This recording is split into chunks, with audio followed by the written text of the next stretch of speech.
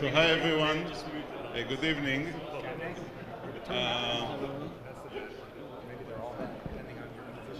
Let's get started.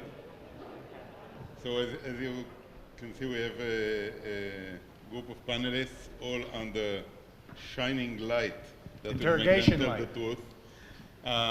So I'll introduce everyone first, and then I'll tell you what we are thinking of, and we very much hope that the audience will take part in this. So first of all, let me disclose something that was kept secret until now. The name of this guy, the young professor from the Technion, is in fact Netanel Lindner.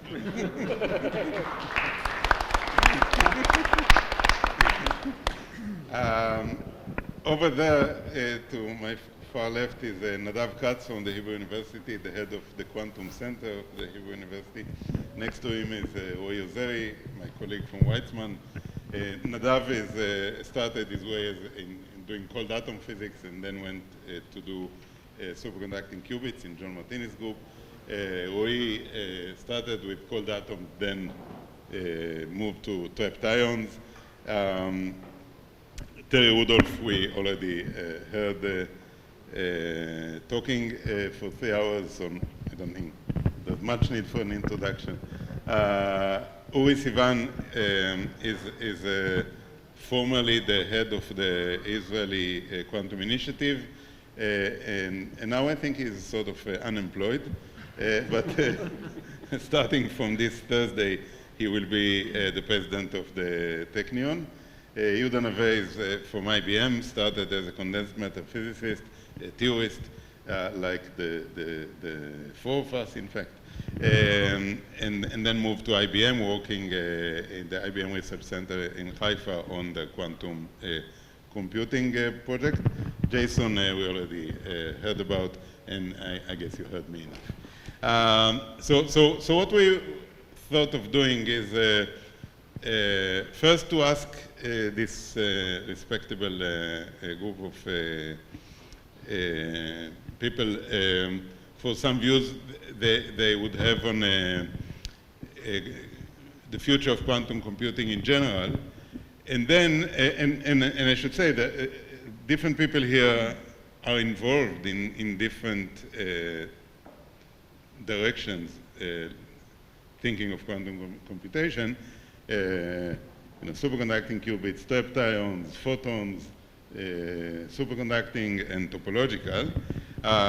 Uri keeps neutral because he's a president.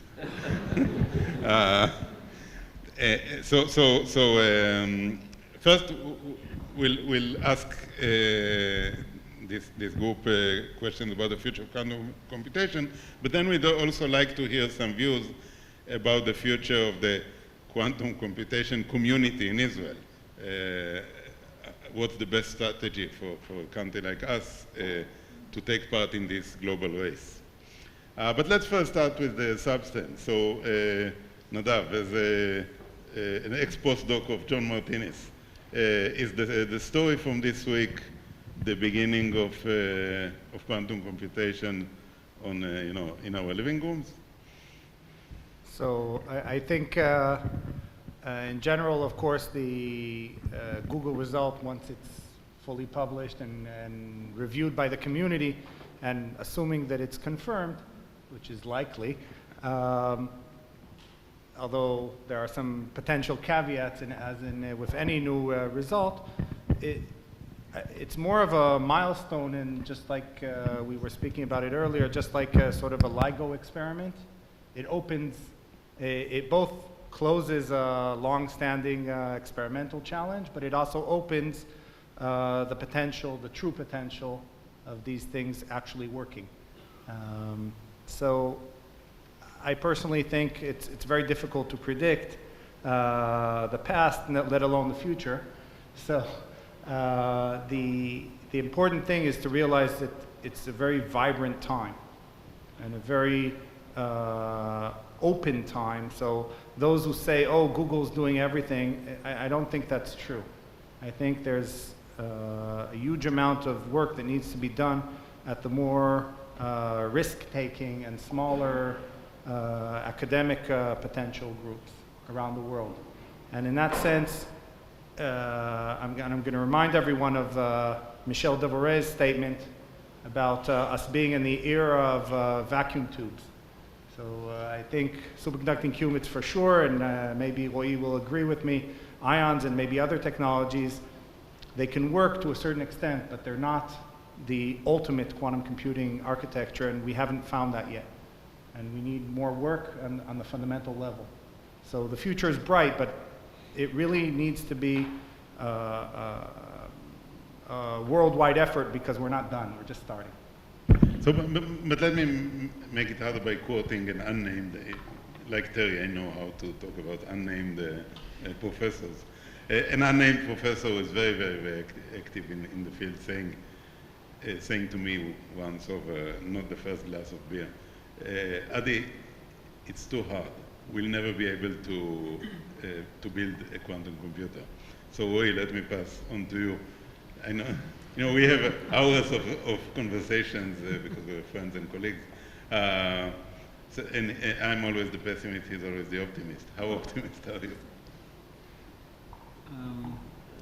You know, I think that in the long run, I'm very optimistic. I don't think that we are aware of any fundamental barrier on the way to large-scale quantum computation.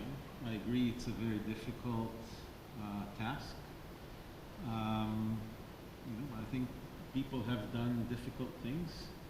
So, you know, I think quantum technologies in general are an effort to take technology and make it perform at the quantum limit to its performance.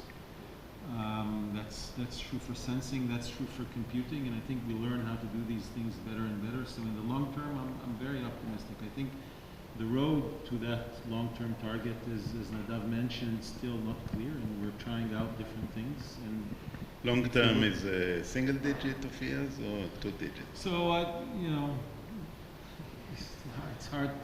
It's really hard to say. You know, if you look at the progress throughout the last 20 years, I think it's been very significant. I mean, the things that we can do now, we heard from Terry today, and we're all aware of what Google did, and familiar with trapped ions can do. It's not even close to what we were able to do 15 or 20 years ago, and there's no reason to believe, you know, there's no indication of us slowing down. When are we going to cross the point where this would be actually useful as a computing machine is unclear. And you know, I think it's also important to remember that there's no hard proof, and Dorit, for example, can correct me if I'm wrong, because she knows, or other people who know computer science theory better than I do. There's no hard proof that quantum computers are in fact more efficient than classical computers, but we tend to believe they are. We have very strong indications that they are. So as long as this motivation persists, and as long as we're willing to work hard, I don't see a reason for progress to slow down. Okay, in a private conversation before dinner, you did mention a time frame. Will you do it publicly? Yeah. Well, I could, you know, I think it will happen before I deteriorate to look like a young professor from the Technion. You're sitting next to the next president, and he's still not committed to good behavior because he's not in office yet. You know, I think one of the things that we tend to forget is that we already have amazing quantum technologies. A superconductor is an amazing quantum technology. It's used all over the place in everything from MRI to what we use them for, which are superconducting photodetectors. We use lasers. That's a quantum state. You know, it's a I would say a transistor is a quantum device. A transistor is a quantum state.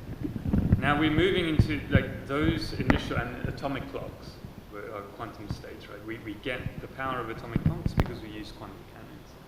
So those are quantum states that didn't involve a lot of entanglement. now we're moving, so we were like in the big Hilbert space of sort of all quantum systems in the world, we were at this like one tiny point where we have very small amounts of entanglement. And already that changed the world, right? The internet is only here because of those states in that one corner. So the next step is to build bigger entangled states and use them for something. And it's hard to say what we will use them for. We already know that we will build atomic clocks that use some entanglement that will be better than the current atomic clock, so that your GPS can help you locate yourself down to a square centimeter if you want, or whatever it is that you want to do. So quantum technology is here, using these more complicated quantum states. We're still learning what we're going to do. And a quantum computer is really an amazing device that has all the power of all the entanglement that we can hope to access in reasonable amounts of time. But I would be very surprised if along the way we don't find other things to use this entanglement, regardless of what type of system it's in. Because we've already seen that it took us a long time, but we did use all those quantum states that we generated 50 years ago. So, the timescale for quantum computing, you'll hear many different opinions. I almost think that should not be so much the focus as let's do excellent quantum mechanics, build stuff that pushes, that's a cutting edge thing that pushes a boundary, and that will be important quantum technology in the main, is the way I view it. Yuda, you work for IBM. You guys are the first ones who are willing to take money for quantum computation, as far as I know. The first company that is actually selling the use in quantum computers. Where do you see this heading? Do you and does your company see it as a revenue-generating business in the short run? So you ask two very easy questions. You ask me about the future, very simple answer, I have no idea. And you ask me if I'm optimistic, yes I am, because there are two possibilities. That we will have quantum computers which will work just like on paper, whether Shor algorithm or NISQ devices which solve chemistry problems, and then it would be good, or we will fail. And if we will fail, and if we go back 20 years, like Nadav said, 20 years ago, when we thought about quantum computation, we thought about it as a physical platform in order to enhance our understanding of theoretical physics, of what goes on in the platform. And if we fail, we will understand that better. And we don't notice it, but we already have this type of dividends.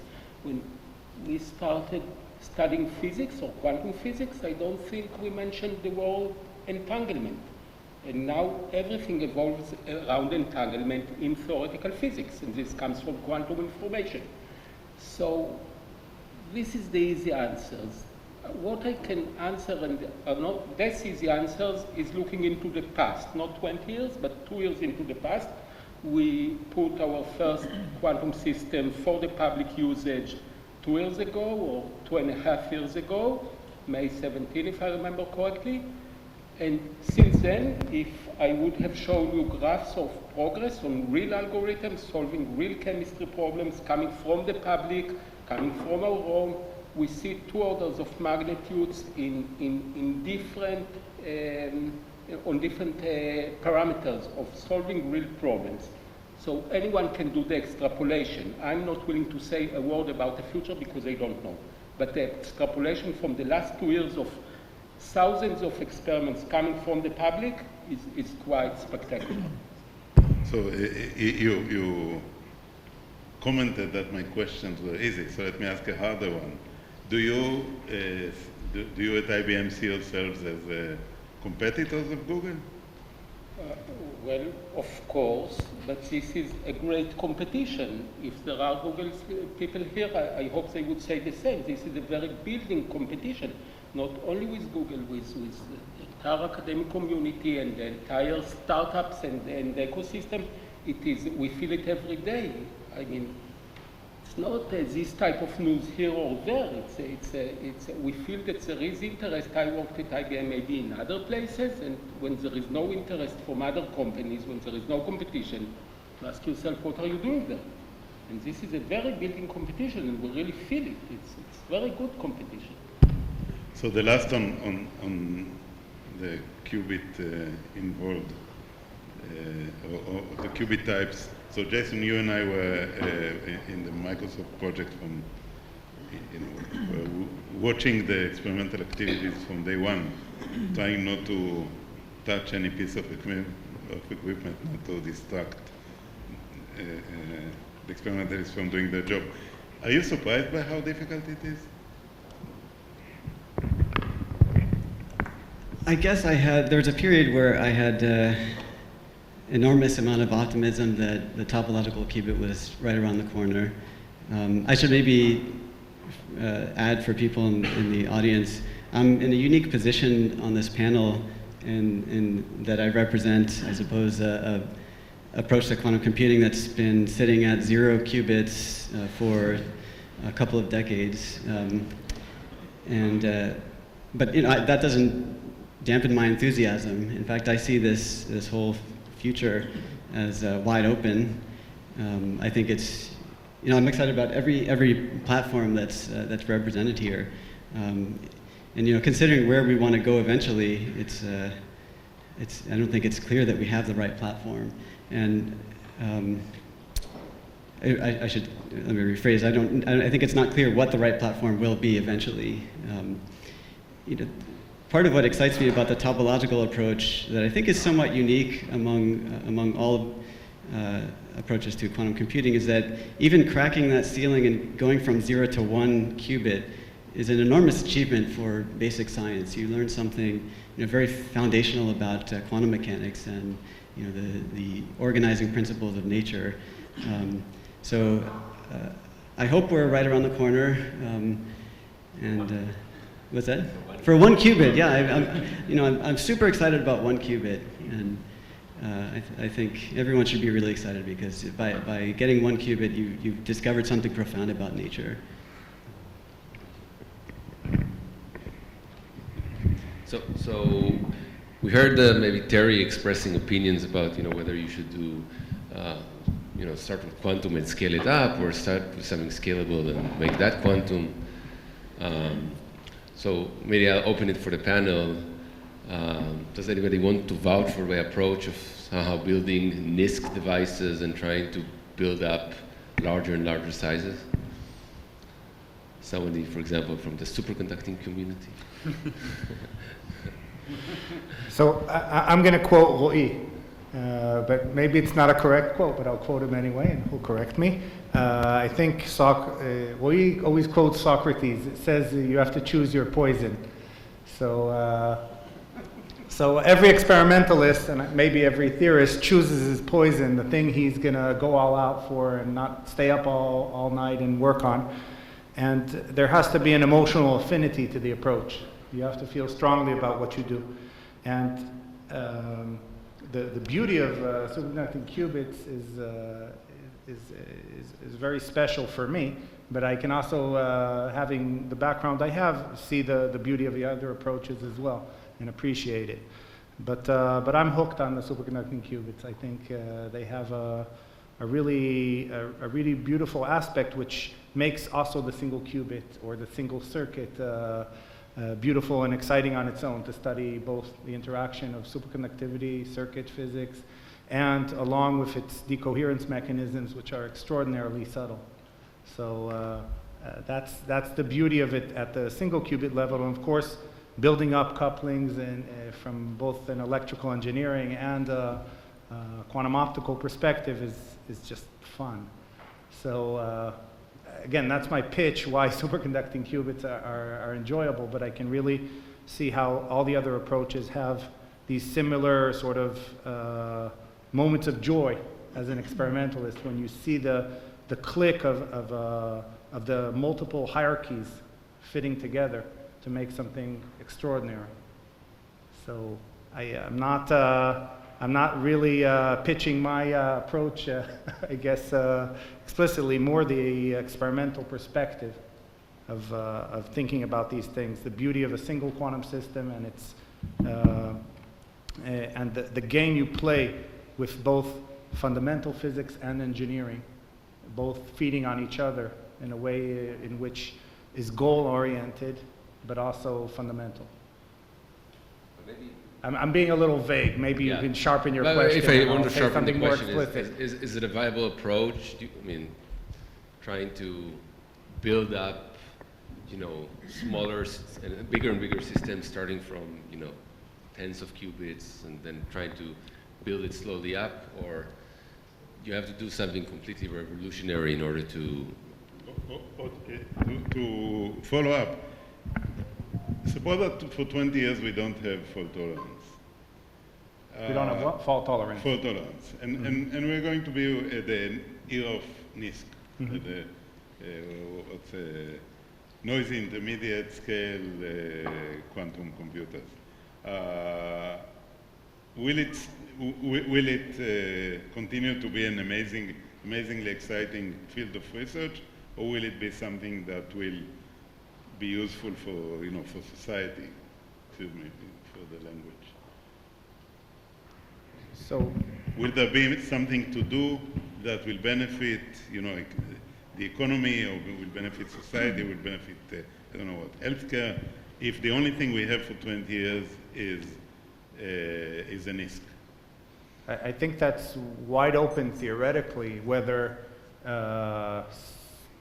He said theoretically and looked at you, do it. If you want to say something, you are very welcome. Are 100 reasonably good qubits useful? So I think the indication we have is that, according to the NISQ papers that are coming out, they seem to indicate that they are as an accelerator of some sort. But the ultimate algorithmic computer scientist asymptotic approach, obviously you need the error correction. But I think I want to be the champion of basic science here.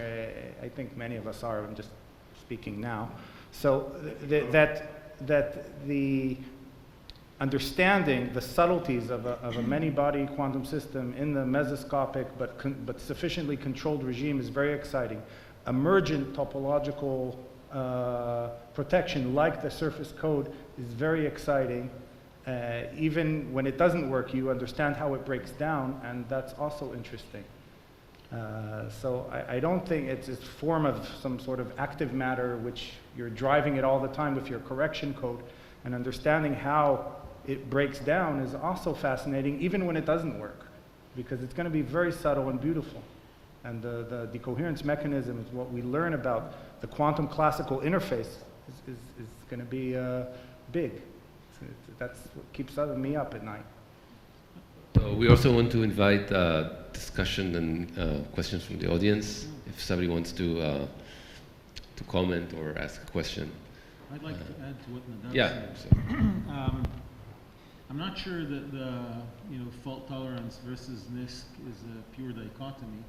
There's clearly there will be a phase transition once we reach fault tolerance, but until we get there, I think it's very likely that people would use all sorts of error correction techniques in order to increase both the number of gates they can use, which would buy them a larger computation depth. It will buy people a larger number of qubits, even if you haven't gotten to complete fault tolerance. I can see that already in things we do. We use decoherence-free subspaces, which is by no means fault tolerant. It still buys us a lot of coherence time. So I think quantum error correction is still useful, and I think the way towards fault tolerant is not going to be just you're not there, not there, not there, there. It's going to be at least it potentially could be a slow build-up towards fault tolerance. You have a microphone. Can you use a microphone? There's a microphone over there. So next to you, the microphone. You have a microphone.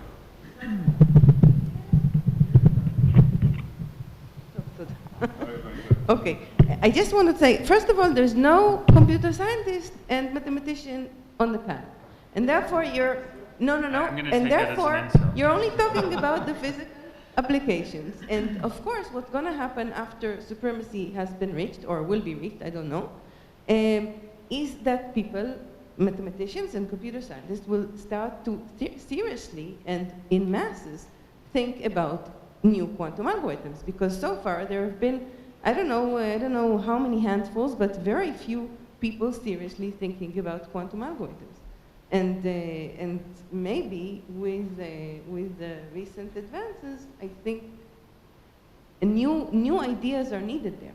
So, and actually talking about this, I think this is also one of the strengths, the potential strength in Israel, is the connection between computer scientists and mathematicians, in which Israel is very strong, and physicists. And if you look at the audience here, I don't know, 90% physicists, this is seriously missing in Israel.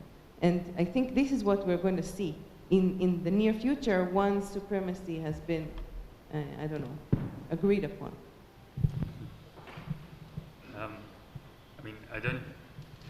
I'm not sure there was a question there, Dori, but I'd like to say something that I think is at least interesting to me, which is occasionally it happens that when a computer scientist thinks about the physics, they come up with interesting computer science. And in photonics, boson sampling was an interesting case of that, where Scott Aronson and a bunch of people, myself included, were just thinking about how is it that the photons themselves can actually compute these amplitudes which we struggle to compute. And after some time, they came up with sort of interesting, let's say, computer science classes that that we strongly suspect are difficult to simulate on a classical computer, and really are strongly motivated by the physics. And so for boson sampling, I understand that story fairly well. It could be that with the sort of systems that we use for NISQ or achieving supremacy and so on, that we come up with interesting kind of computer science problems, and so you definitely do not want these communities to stop talking to each other. And in the world in general, I feel that there is a little bit of a, I definitely meant the opposite, of course. Yeah.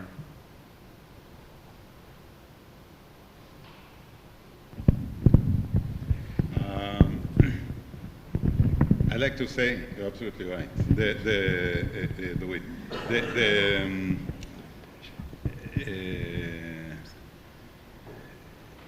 We have lots of hours talking about this.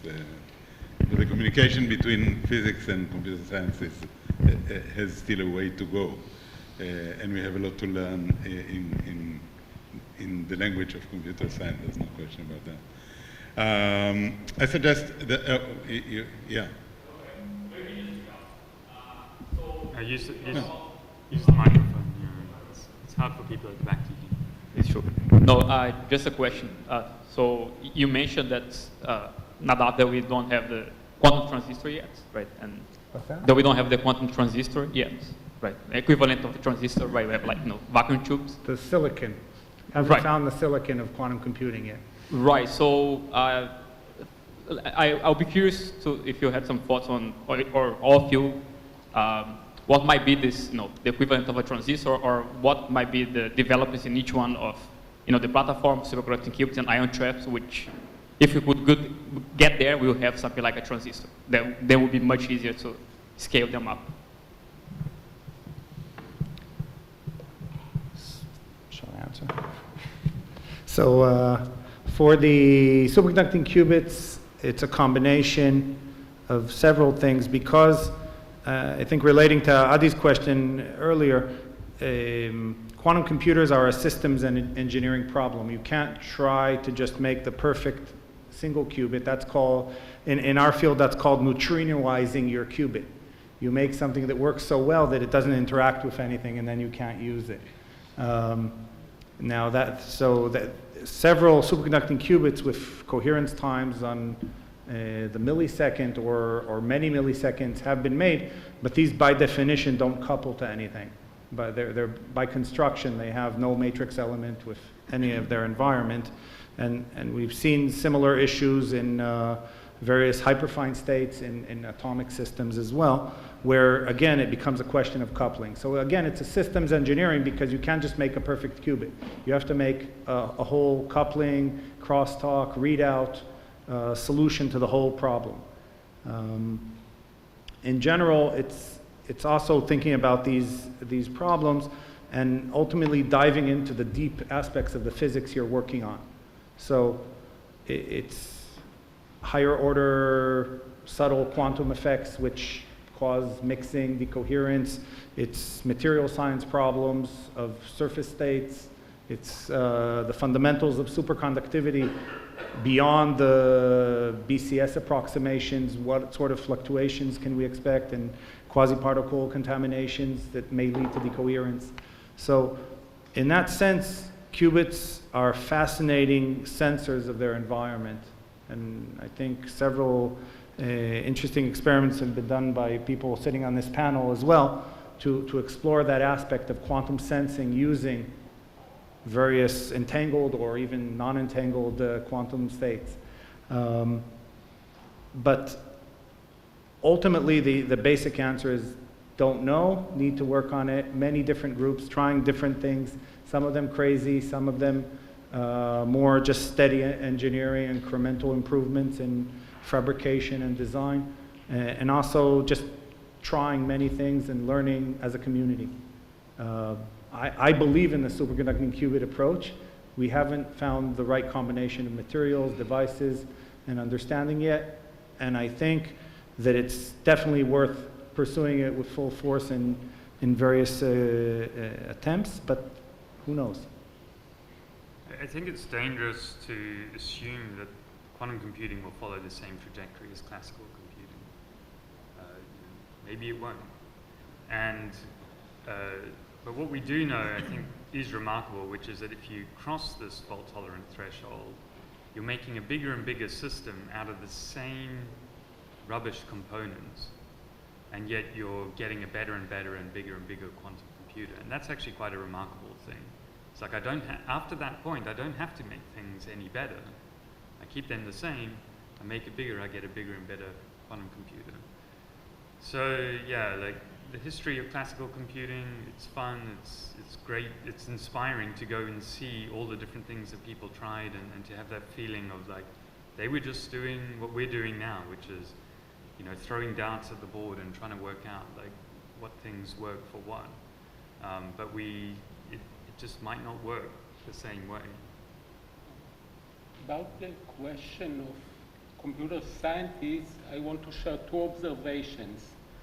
First is that there is a whole lot of community of people who are doing quantum computing and have no idea what is H-bar. Never heard of H-bar, maybe read about it in some popular book. And this for me means that you can do quantum computing from the computer science side with really having a very good separation between the physics and what you do next. And the second observation is that computer scientists, from my experience, they don't like heuristics.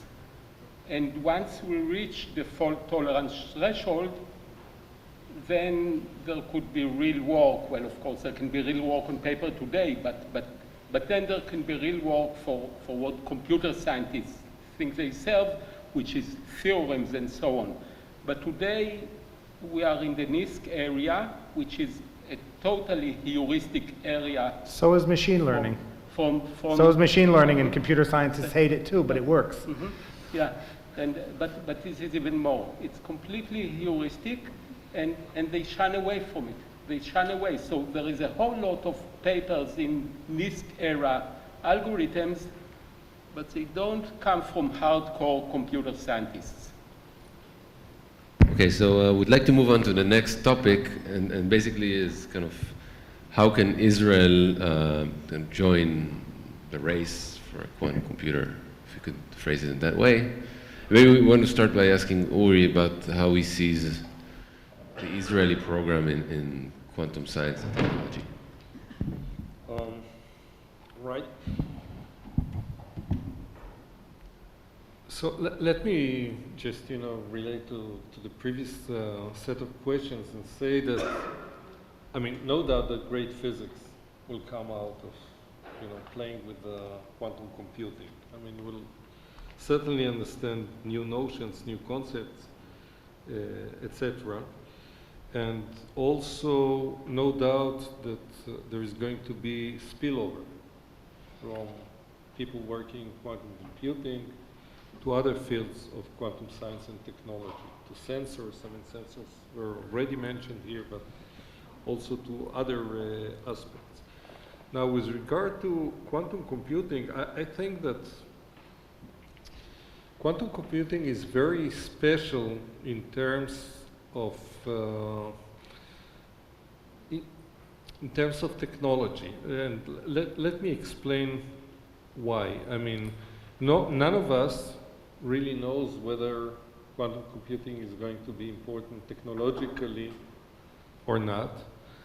But still, everybody is 100% sure that if it does, it has to be there, right? I mean, also on a nation level. I mean, the strategic value of such a machine is such that, for instance, the state of Israel probably can't afford not having quantum computing technology if it really matures.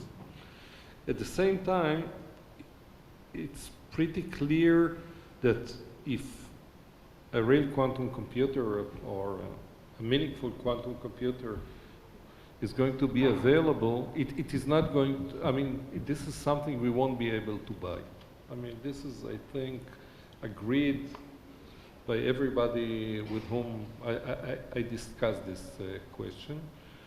And therefore, it is clear that, if it materializes, and since it's of strategic value, we have to develop it ourselves.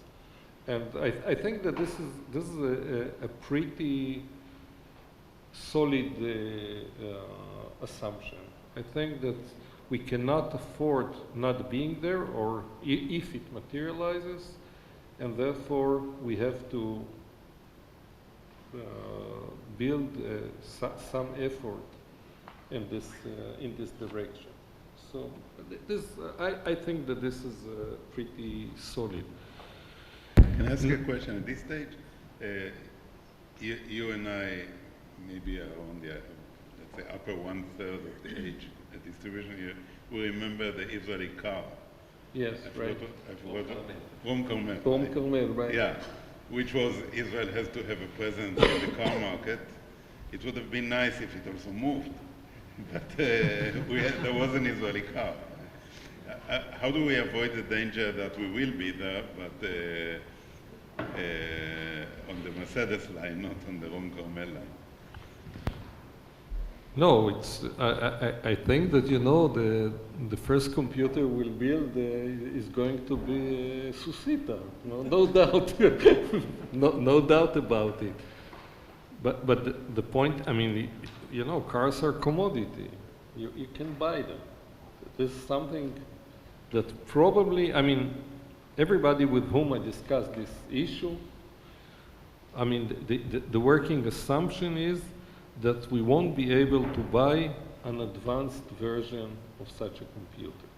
I mean, let's say, actually supercomputers are similar or have been similar. I mean, it has been a similar problem through the years, and perhaps it is still like that. Simply because this is a strategic asset. That's it. So it is different from everything else. At the same time, it is also different from all kinds of national projects that Israel launched, for instance, I don't know, nuclear program, etc. Because there was a technological barrier, but there was no question whether it can be done or not. Here, we are not even sure that it can be done. So it's a different starting point. At the same time, the resources needed in order to go into that are, you know, on a national scale, those are modest resources. I mean, if you know, now that an F-35 costs such and such and a submarine costs such and such, I mean, those are small sums of money. And therefore, I think that from the strategic point of view or from national point of view, the question is how to go about it. I mean, where should we position ourselves? We're probably not going to invest tremendous sums of money, you know, equivalent to whatever is invested globally, certainly. We can't afford not wetting our hands also with technology, not just software. And the challenge is, how should we go about it? One component which is clear is the fact that we need manpower. I mean, we need to train people. This is certainly a bottleneck, and I don't know, probably the number of people that think quantum computer in Israel is what, 10? In academia, there are 10 people thinking quantum computers. At the PI level. Pardon? At the PI level, you mean, Yes. right? Yes. I would say about, definitely not more than 10. 10, or I don't know. Probably it's a fair... Between 20 and 20, and probably. the number of interacting qubits that Roy, I think, is the champion. We produced. Roy is probably the champion, but with superconducting qubits, I don't know, how much is it? 2, 3? Something like that. And in photonics, what, 1, 2? So we are very far. 5. I mean, we are very far from quantum computing. Mm-hmm. Very, very far from quantum computing. And we need to train. We need to train the people. I mean, that's a long process. I mean, it's an eight years process. And then, of course, there is this question, which we discussed also this afternoon. How should we go about wetting our hands? I mean, at the moment, there seems to be 3 main technologies. Should we gamble and choose one? Should we explore all 3 with limited resources, etc.? But this is a major question for the state of Israel, in my opinion. Yes, I just wanted to comment that you phrased the question as how can Israel join this effort, but I think Israel already has an extremely strong track record of contributing to this whole effort, and just in my field alone, efforts from organizers, notwithstanding the dubious hire at the Technion, we've been hearing so much about. Other people in the audience, have broken open entire new chapters in this saga, and led to investments. I think literally billions of dollar investments from industry, and a lot of this has arisen from very fruitful partnerships with other countries, including the U.S., that I personally benefited enormously from, and I hope that international partnership can be continued and strengthened as people figure out how to invest moving forward. Yeah, thanks. It's always nice to hear good comments about our country. Uri, as someone who headed the planning of the quantum initiative, I think many of the students who go into quantum science, let's say starting a master or a PhD, thinking either of academia or of industry, I think are interested in a very natural way in the question of how many jobs will there be. Should we think of the academic system staying at the present size or expanding? Should we think of the relevant industry staying at the present size or expanding? Industry, of course, is a free market, but the academia is more predictable. What do you think? What's the will there be more jobs 10 years from now for people doing the kind of things that are discussed in this school? Well, if we consider quantum science or quantum technologies in general, of course I can't predict what's going to happen with quantum computing, but I believe that quantum technologies I would like to make a distinction here because it was mentioned before that, we have been making quantum devices for ages, transistors, lasers, etc. I know that you know better than everybody else the difference, but just for the young people here, I mean, what is being discussed in this school is not just quantum devices or quantum technologies, but devices that take advantage of entanglement, of the intricate aspects of quantum mechanics. And I believe that the importance of those technologies for sensors and many other applications is going to grow pretty fast. And it is growing. I mean, quantum sensors now is a fast-growing field for many applications, some of them military, some of them medical applications, and more. So I don't know about quantum computing, but I'm sure that quantum technologies are going to grow and be very, very important. But I'm asking a down-to-earth question. Within 2 or 3, or 5 or 6 months, there will be 2 or 3 election campaigns, and after them, maybe there will be negotiations, and then maybe even there will be a government. Then the government will vote on the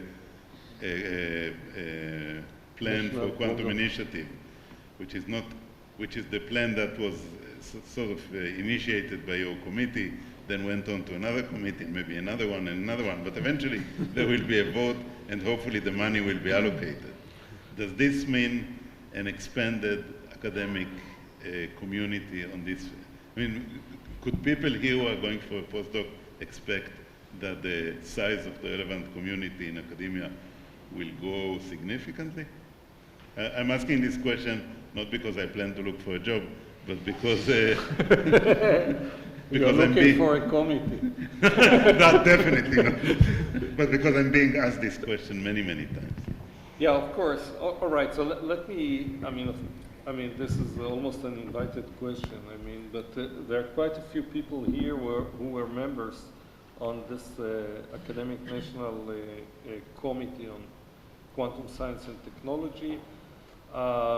Let me just tell you that we started working about 2.5 years ago. We worked for about 8 months. We crafted a plan, an academic plan for Israel.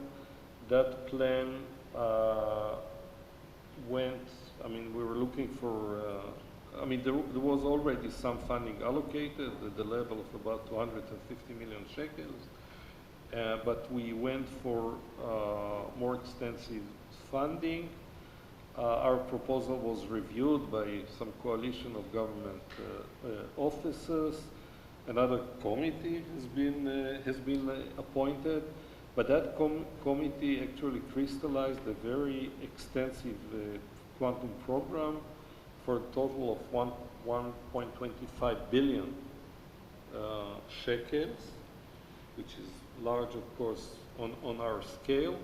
And the approval of this program is now waiting for the new government. I mean, it was waiting also for the previous government, for the previous new government, etc. And it is still, so it's like quantum computing. It's for the future, We still haven't found the right platform. We still haven't found.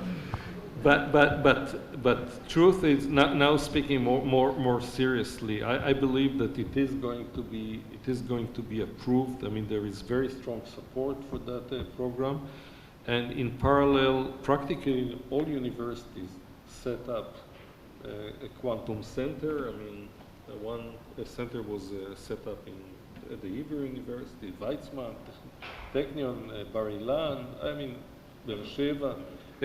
All universities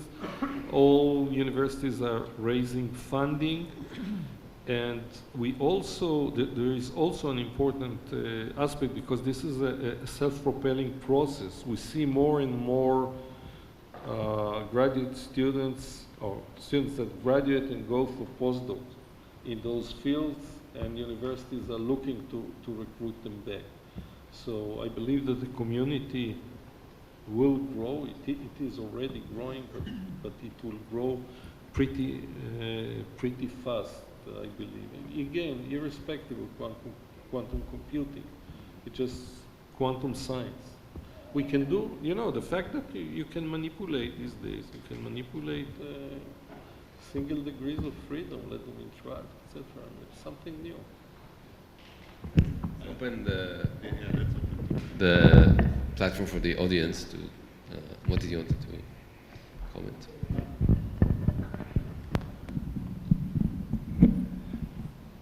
So this issue of academic positions is much bigger than the quantum, also the quantum computing, mind you. And there is I did a lot of homework on that, and I'm having a committee at the National Academy of Science right now. The partners will be there, the head of the division, Yadin Dudai, and Yortner, who was the founding father of what we call today ISF, and Vatat, and all these kind of things. And the issue is very simple, and this is why the reason that I would like to say a few words here is because the audience here is full of students and postdocs and so forth. It's important that they know. Israel is the worst in the ratio between students and faculty in the Western culture, much worse than any other country. In other words, the ratio between faculty members and students at MIT is 12. I'm not counting Caltech, because Caltech is a bit strange in this, but at Stanford, at Berkeley, MIT is on the order of 12, okay? In Israel, the ratio is 1 to 24, okay? And this is 1 to 41. in electrical engineering, which is like the spirit, considered the best department at Technion, arguably, maybe computer science. Okay, so in other words, there is a big issue here. The other big issue here is that we do have the manpower, and there were several studies. The last big study was done by Dan Ben David, a professor at Tel Aviv University, who counted the number of faculty members in the top 40 American universities, okay?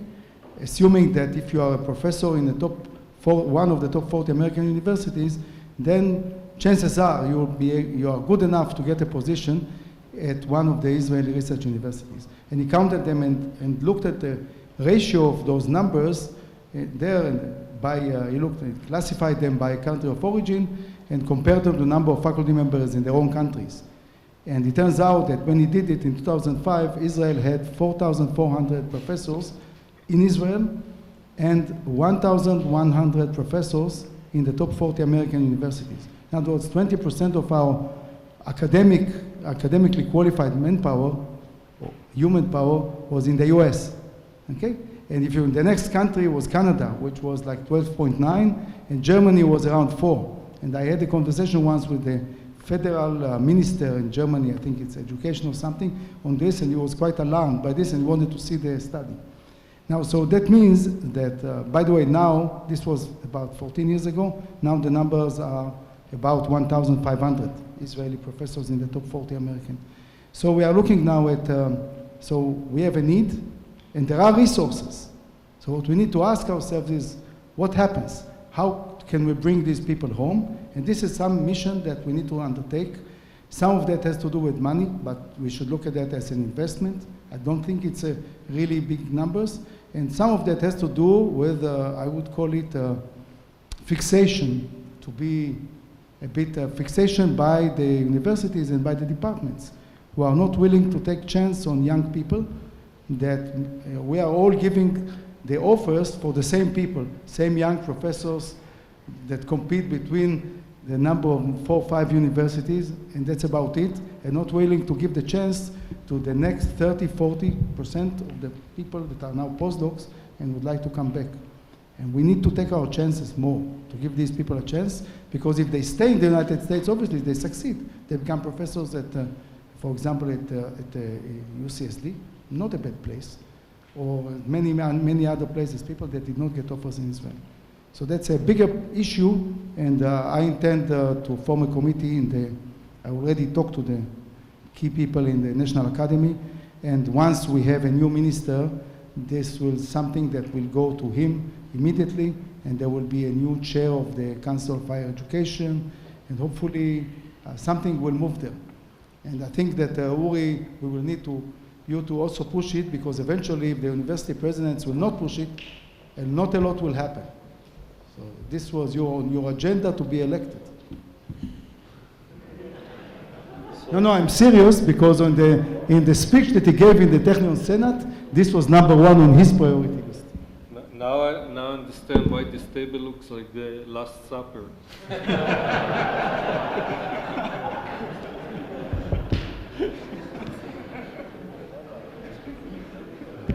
From this Thursday, you'll have many, many tables of this type. So my bottom line was that I foresee that 5 years from now, there will be many more academic positions in Israel, in all the universities, in all science and technologies.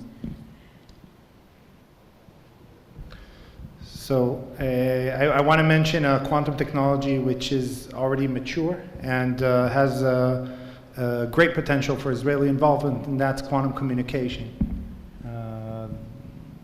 It's something where Israeli know-how and connections with computer science and electronic and electro-optic capabilities really mesh nicely. So any young people who are interested in quantum communication is definitely an avenue of both fundamental and applied innovative work that should be considered. There's even an Israeli startup working on quantum communication, and centers and aspects of quantum communications that are being ramped up now. Another point is the connection with Europe, which I have another hat, which is that of being a member of a quantum community network for the flagship. So this is a loose affiliation which represents Israel among other things in the voice of the community. So if any of you have questions about quantum flagship programs, etc., please ask me. Maybe I can connect you.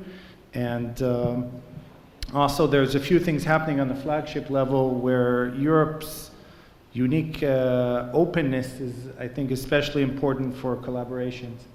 And whereas other countries tend to be a little more closed, especially China, but possibly also the US, there is still a lot of openness for collaboration on the stronger quantum computers in Europe, and I think Israel should make a more concerted effort to be connected there. There's also this whole story of quantum in space and quantum networks, which is ramping up now with a lot of money, which is going to be invested there as well. Aside from the regular flagship with its famous $1 billion, which already seems like very little, there's also 1.4, which is being discussed for quantum in space. And I think that's something which Israel can also contribute with its unique capabilities. There's also a certain amount of uncertainty now with the Brexit about the exact continuation or expansion of the flagship, but that's going to be resolved in the next few months, hopefully. that was a jibe at the Englishman. Yeah. Ehud and then the Yeah, I want to comment on a way to, in the end, get to the silicon of quantum computing. And I think this kind of quantum initiatives that are goal-oriented toward quantum computing are maybe not the best way to get to the silicon. And in order to get to the ultimate platform for quantum computing, one needs to do much more basic research, for example, in quantum materials that is not necessarily oriented towards quantum computation, but just to understand them better. And maybe from that, I don't know how, we would discover the material that would be the killer material for quantum Perhaps the computation. silicon is silicon. Silicon, sorry. No, but seriously, Silicon Valley. we could spend a lot of time investigating all sorts of interesting new materials for classical computing, and we don't, right? Maybe it's better. Maybe you can make smaller classical computers. We found something that worked, and we said we can manufacture this at the scales we need, and we went with that. Maybe we have that for quantum computing. You know, it's nice to believe, and I actually do believe, that in nature there are very interesting entangled quantum states and ground states and many-body systems that perhaps just exist naturally, that are interesting, useful for quantum computing, and so on. But you know, right now it's a gamble. We don't have evidence for that.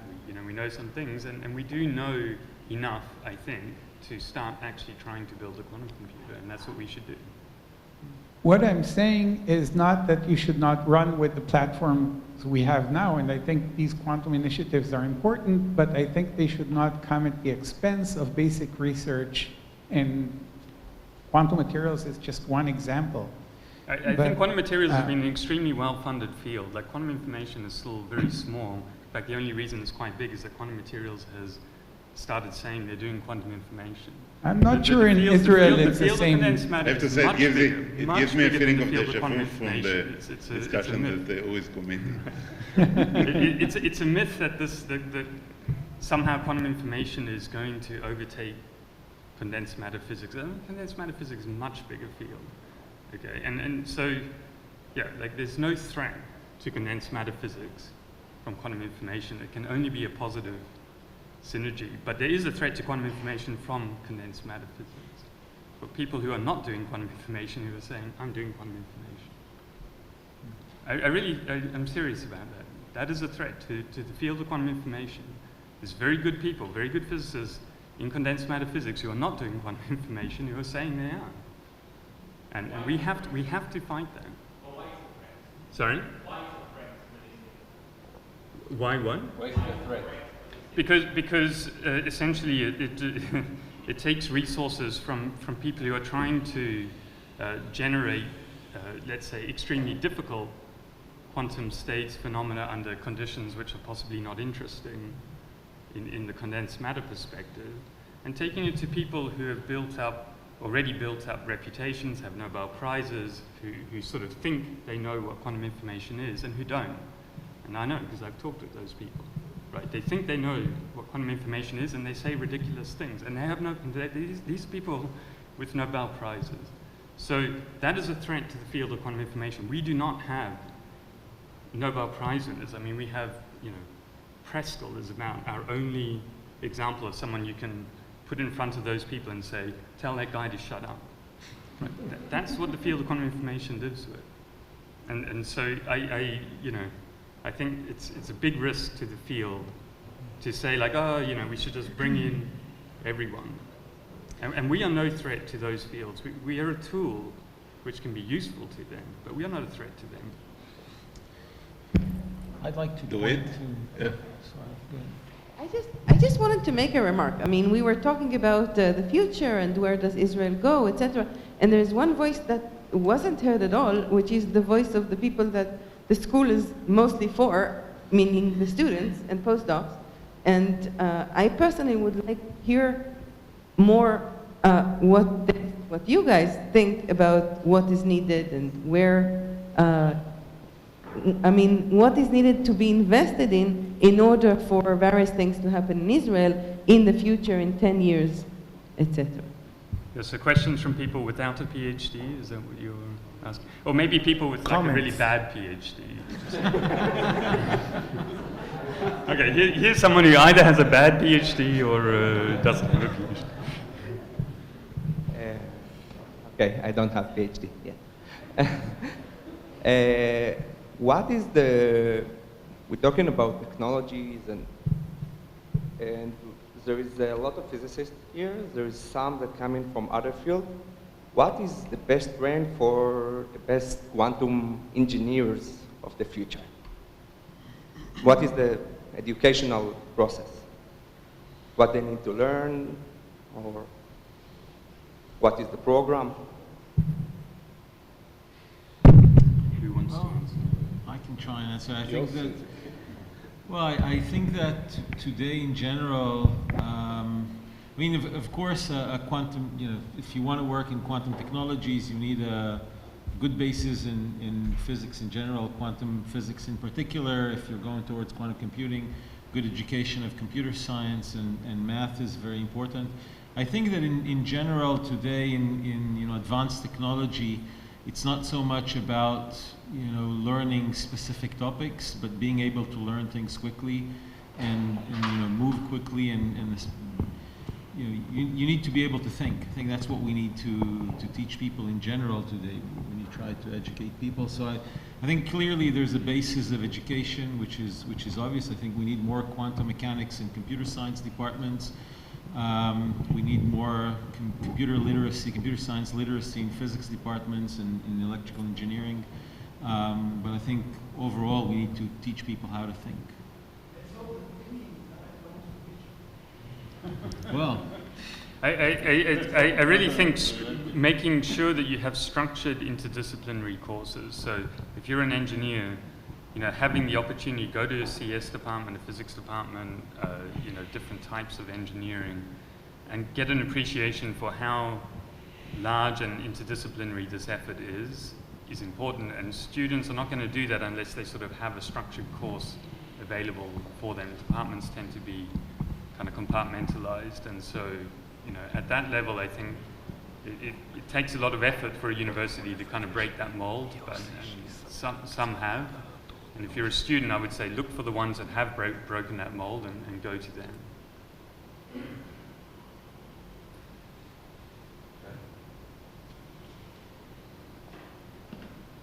There was a comment there.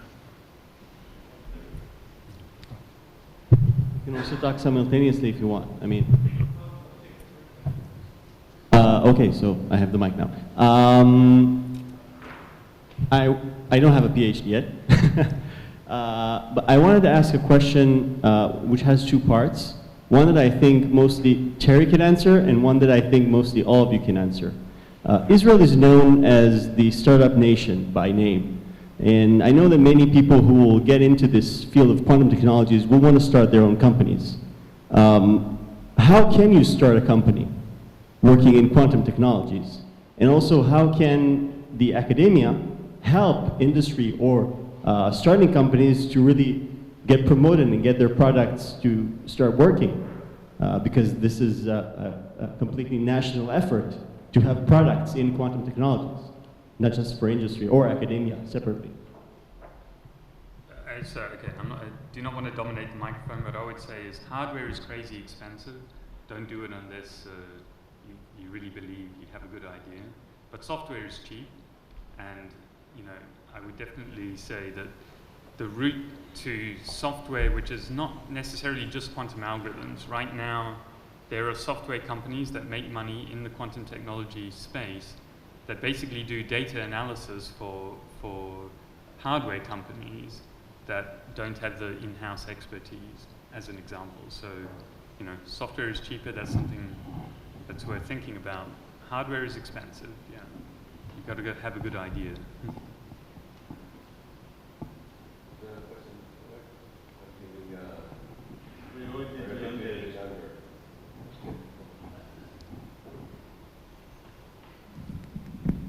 It seems that both the school and the panel are have been quite skewed towards quantum information, and we have heard less, and will hear a bit less about things like simulation. Is that a comment on what happens to be done in Israel, or about the potential of these other aspects of quantum technologies?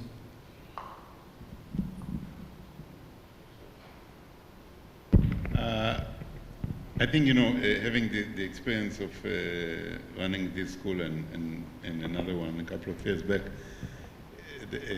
you shouldn't overinterpret the emphasis that you see in this school and take, draw conclusions out of it, because there was another school in Tel Aviv a couple of weeks back. There will be another one that Dorit organizes in Jerusalem a couple of months into the future.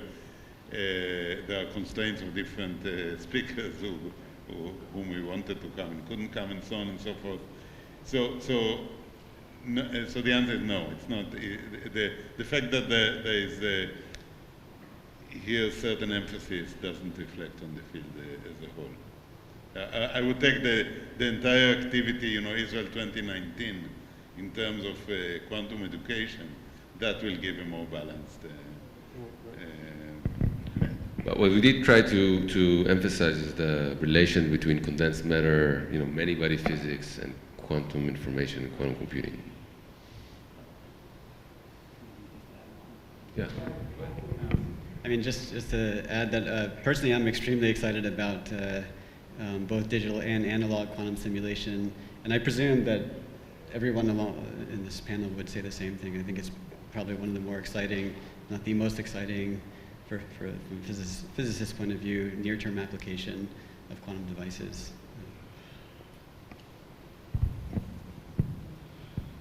Yeah, Jason pretty much said what I wanted to ask, so I really wonder about applications, or do you see any revolution coming to simulations in physics from quantum computers?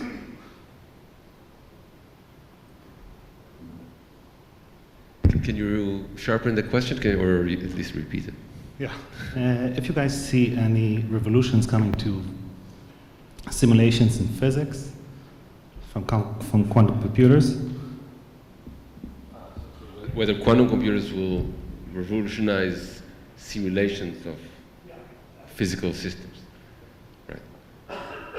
Anybody of the panel want to comment?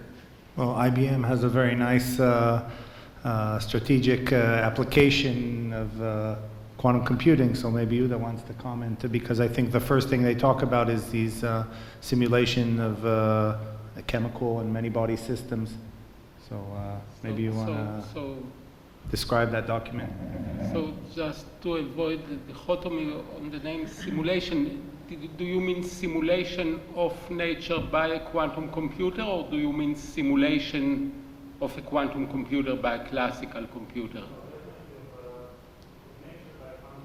Yeah, so I agree first with Jason that there are many ways to do it, and the way IBM chooses and advocates, and I think other companies are by a digital computer. So you could do it directly by applying your Hamiltonian and simulating it directly, or you can digitize the same Hamiltonian into qubits.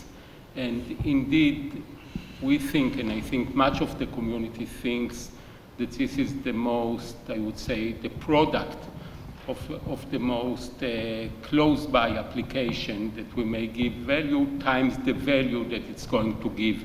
Because once we are, and I think that I've mentioned the number of 100 qubits, I won't be so optimistic, but once we have 500 or 1,000 qubits which work more or less coherently, or very much coherently, but still noisy, we have very good indications that we are able to simulate molecules in a way that we have no chance to simulate on classical computers. And once we do that, I still hope that the laboratory people, the biologists and so on, will still have work and what to do.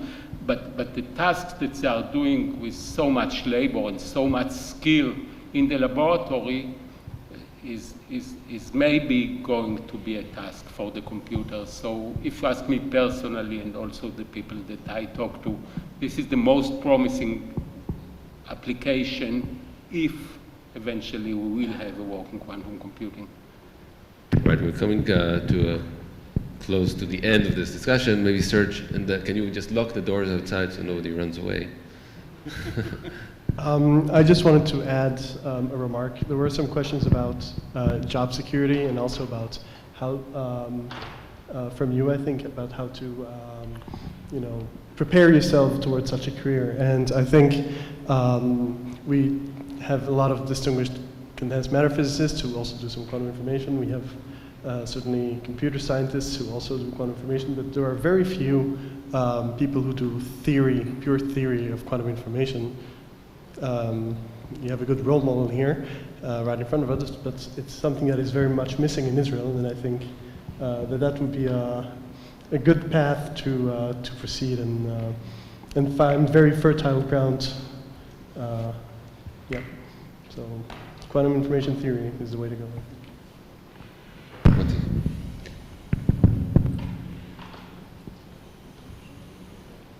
So I'd like to say something that is a bit provocative for this panel.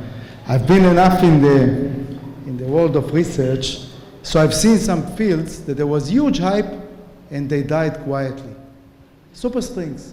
20 years ago, superstrings took all the big brains, all the best, the top students that we had in every department, all those that considered themselves the top theorists. They wanted to do superstrings. They didn't want to do quantum information, quantum blah blah, they call it. They wanted to do superstrings to discover how the essence of the multidimensional universe is. So what I would like to say is, why am I telling this story? Is because the field of quantum science and technology is bigger than quantum information, much bigger. And if quantum computing doesn't succeed, and there is such a chance, never mind that I would like it very much to succeed, there's still a lot to do and a lot of good research around, and we should do it, including starting from quantum simulations and quantum materials and quantum, and even your zero qubit, that, which is an interesting story, because I heard Charlie in April, and then he said that he has conclusive evidence for the zero qubit, and now his story has changed.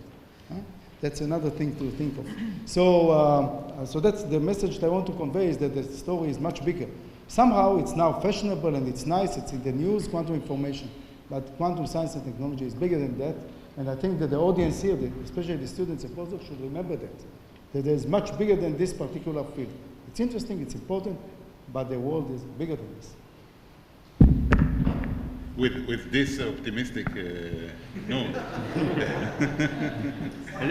20 years ago, there was a young guy at the Technion who had a choice between doing superstring theory and doing quantum information, and he realized he wasn't one of the smartest students. So he went off and did quantum information. 30 years ago, man. 30 years ago.